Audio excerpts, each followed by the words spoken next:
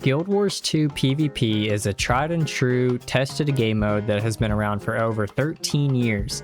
Over the years, the game has developed from a growing pro scene, which eventually failed, to high-level competitive automated tournaments. Guild Wars 2 World Championship. In this video, I want to explain the map mechanics of all the ranked conquest maps. I want to go over the types of playstyles that suits each map and the special objectives of each map. To begin with, there are 9 maps for conquest: Battle of Khylo, Djinn's Dominion, which is not available in automated tournaments, Eternal Coliseum, Forest of Niflhel, Legacy of the Foefire, Revenge of the Capricorn, Skyhammer, Temple of the Silent Storm, and finally Spirit Watch, which is only available as an unranked conquest map, so I won't be going over it here. And I'll just go down the list here. Khylo is a smaller map that is more flexible. I would say this map can favor any type of composition. The objective for this map is the trebuchet. In any decent match of Khylo, the trebuchet is actually not an objective that should be used at all. If you sit on the trebuchet, you are essentially making it where your allies are outnumbered on the map, and high-level players can easily dodge the trebuchet shot that does come, so you actually don't want to be using this at all. One secret tip I can give that high-level players use is you can put a personal target on the enemy trebuchet and use it as a target to teleport to escape sticky situations. This map is Anet's newest addition to the Conquest game mode.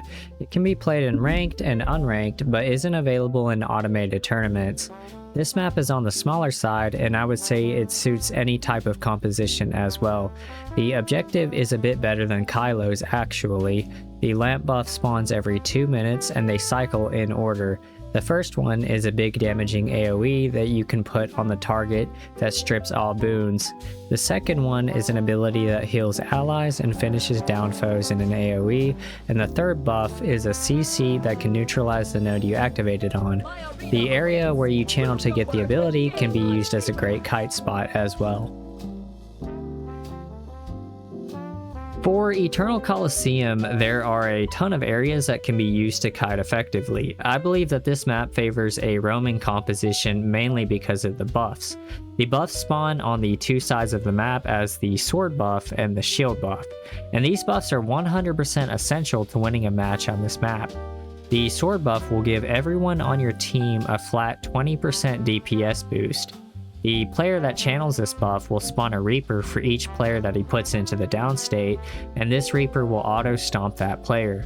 The shield buff is a flat 20% vitality boost for everyone on your team.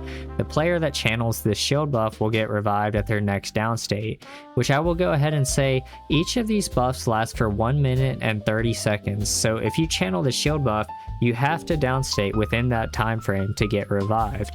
A tip that I will give for this map in my experience is that Thief is a great class for this map, since it is a larger map and Thief can move quickly and cap the buffs. Forest of Niflhel is actually a good map for any type of composition and may very well be ArenaNet's most balanced PvP map. The objective is the 2 beasts, Chieftain and Utane. These 2 beasts can be found in the Heart of the Mist lobby if you're looking to practice. For veteran players, these beasts are easy kills, but I have seen them kill some newer players. Killing the beasts give your team a small attribute bonus and 25 points. Each boss gives everyone on your team a 50-point attribute bonus, which isn't too relevant. They spawn 1 minute into the match and respawn every 3 minutes after that. Whoever gets the last hit, essentially killing the beast, will get the points and attribute bonuses for their team. So this can easily go either way if players are fighting over them. They can also rally players from the downstate when they are killed. These beasts are actually a bit of a new player trap. It is not worth going for the beast unless you know you aren't going to get your node decapped, as the node ticking over time is more important than the 25 points you can get from the beast. However, even in high level matches, if one team is frequently sneaking easy beast kills, it can be enough points for that team to win the game. This map is medium sized, and I'd say with a large middle node objective, this map heavily favors compositions that focus on team fighting.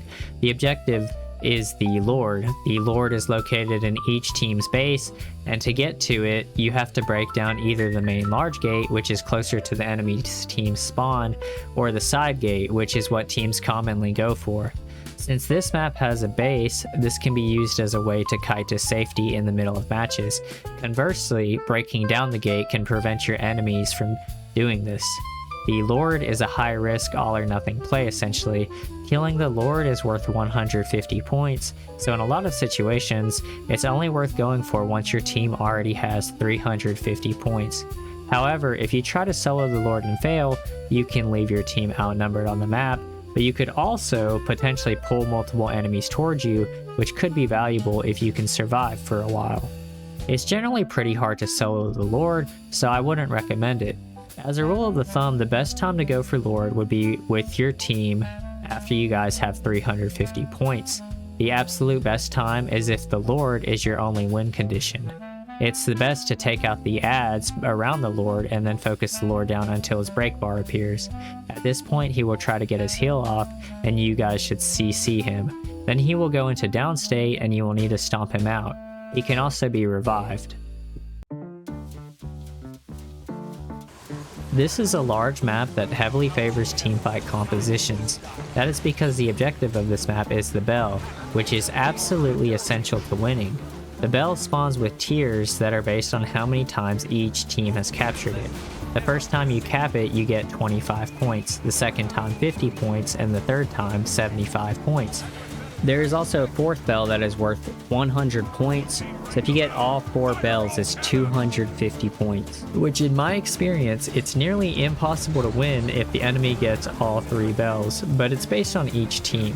So if the enemy caps 2 bells, getting 25 points for the first one and 50 for the second, then your team gets the third bell, you will only get 25 points for it. But it's still worth going for to deny the 75 points to the enemy. This is a small map, and I do believe this map favors teamfights.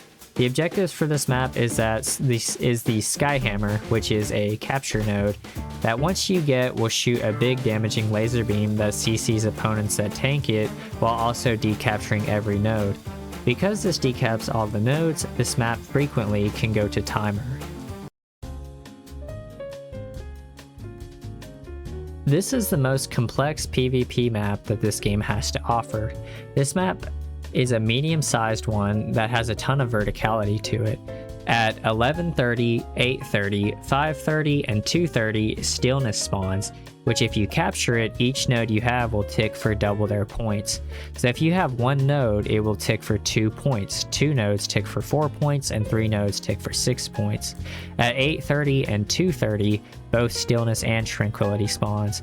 The team that captures tranquility will capture all 3 nodes, and enemies standing on any of the nodes will get knocked off of it. So essentially, for most of the match for this map, your team will be fighting over 5 objectives, which is why this map is the most complex and favors roaming compositions. With this video, I hope you guys are more prepared in your PvP matches. If you guys have anything else you want to learn, leave a comment below on what that is, and I'll consider making a video on it. Thank you for watching, and I'll see you guys in the next one.